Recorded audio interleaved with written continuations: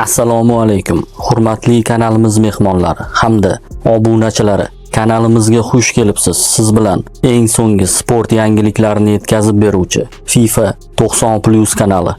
O'zbekiston U17 terma jamoasi bosh murabbiyi Islombek Ismoilov va futbolchimiz Sayfiddin Sodiqov final uchrashuvi oldidan matbuot anjumanida ishtirok etishdi. Islombek Ismoilov: finalda o'ynash ajoyib. Jamoamiz bilan buning uchun uzoq mehnat qildik. Saudiya Arabistoni kuchli terma jamoalardan biri. Ularga qarshi ko'p marta o'yin o'tkazdik, lekin final o'z nomi bilan final. Oldimizda mas'uliyatli vazifa turibdi. Har ikki jamoa g'oliblikni qo'lga kiritishni maqsad qiladi.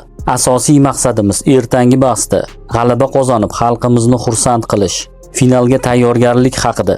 Har bir uchrashuvga alohida tayyorgarlik ko'ramiz. Turnirda oson uchrashuvning o'zi yo'q. Final ham qiyin o'tadi. Sababi ruhiyat birinchi o'ringa chiqadi. Biz futbolchilarni har tomonlama o'yinga ideal holatda tayyorlash uchun qo'limizdan kelgancha harakat qilamiz. Barcha futbolchilarimiz uchrashuvga tayyor holatda. Baxtimizga hech bir futbolchimiz jarohat olmadi. Umid qilamizki, ertaga jamoamiz eng yaxshi o'yinlardan birini ko'rsatib, g'alaba qozonadi. Final oldidan futbolchilar ruhiyati haqida. Biz raqiblarimizni hurmat qilamiz, lekin hech bir jamoadan qo'rqmaymiz.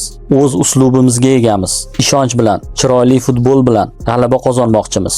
Shimoliy Koreyaga qarshi bahsga ham ruhiy jihatdan ko'proq e'tibor qaratdik. Bu yoshdagi futbolchilarda ruhiyat o'zgaruvchan bo'ladi. Futbolda bir holat ikkinchi bor takrorlanmaydi. Biz o'tgan o'yindagi natijani unutib, eng asosiy uchrashuvda g'alaba qozonishga harakat qilamiz.